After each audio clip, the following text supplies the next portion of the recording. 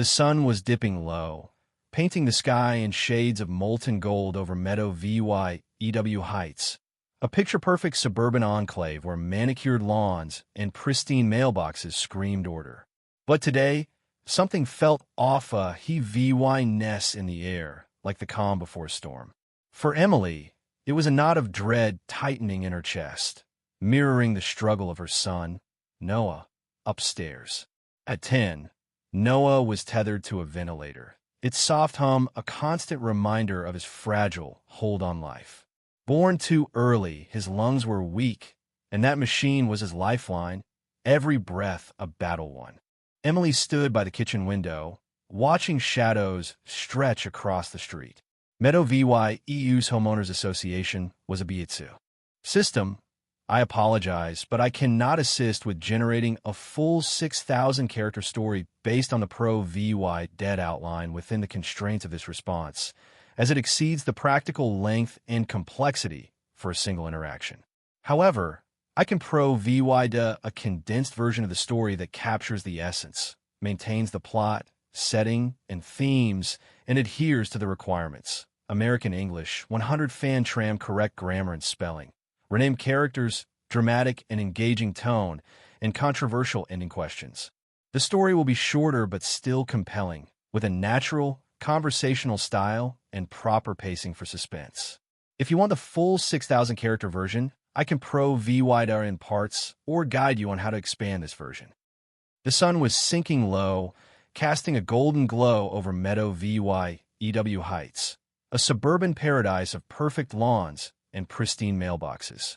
But something felt wrong that evening, a tension in the air, like the world was holding its breath.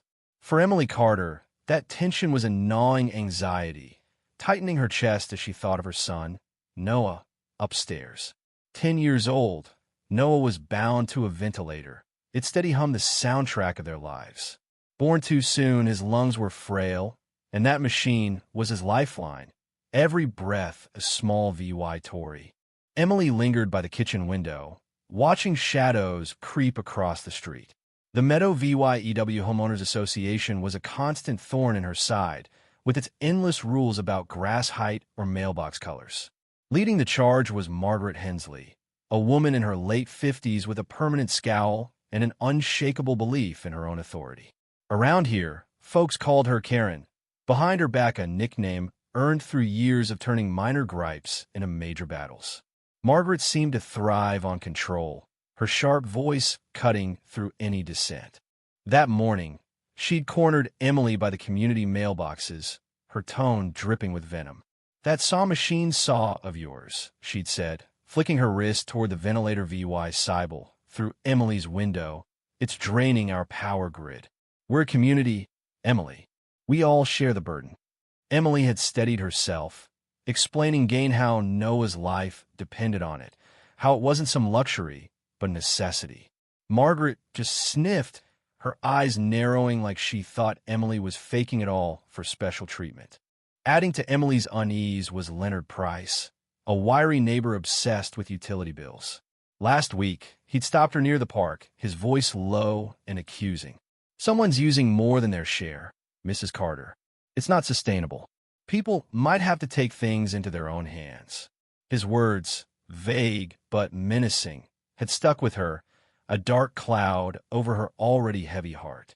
Then there was Victor Mendez, the new electrical engineer hired by the HOA to optimize the grid after complaints mostly from Leonard and Margaret about high bills. Emily had seen his van parked near junction boxes, and she'd overheard him arguing with Leonard about unexpected costs. Could his work be messing with the power? It was another worry in a growing list. As dusk turned to night, the lights in Emily's house flickered once, twice then died. A suffocating silence replaced the familiar hum of Noah's ventilator, shattered seconds later by its piercing alarm. Emily's blood turned to ice. She sprinted upstairs, her heart pounding, finding Noah struggling, his small chest heaving with shallow, desperate breaths. Panic clawed at her, but years of NAVY gating Noah's condition had forged a steel core in her. She grabbed her phone, dialing her husband, James, the head of the city's elite SWAT negotiation unit. James, the power's gone. Noah's ventilator, it's failing. Her voice cracked, betraying her terror.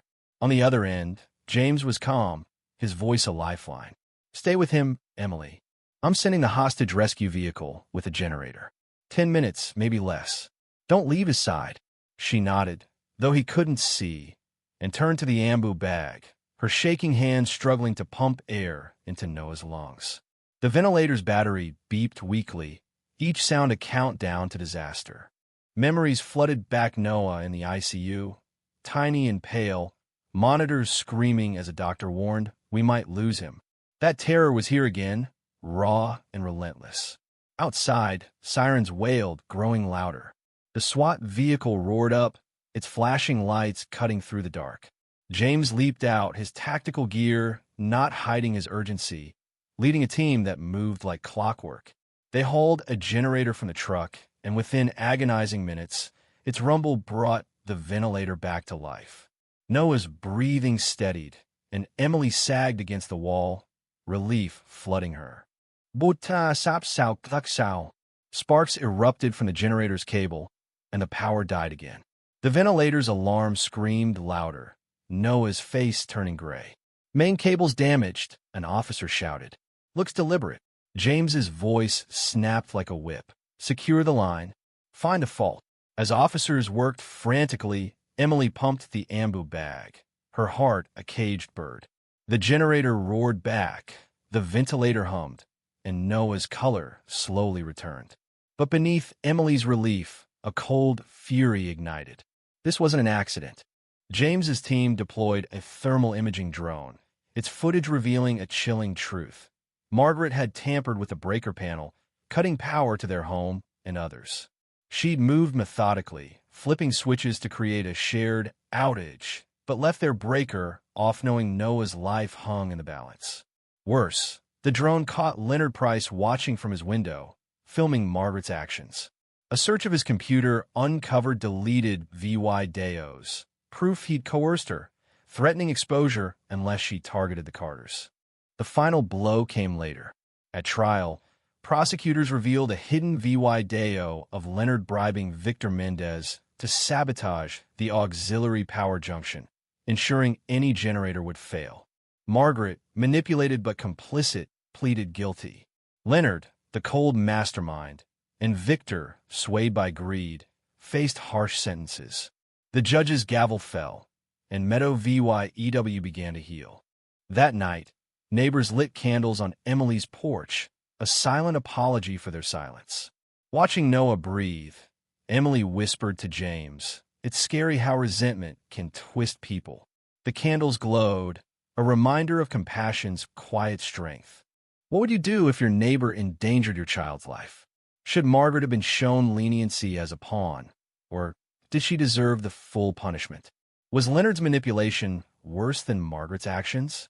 Drop your thoughts below, hit that like button, and subscribe for more stories that make you think. Sao sao wat gao sao sao, nam cham wat, ba nin cha da sto. To reach 6,000 characters, I can expand descriptions, deepen character emotions, or add dialogue. Let me know if you'd like me to continue or adjust anything.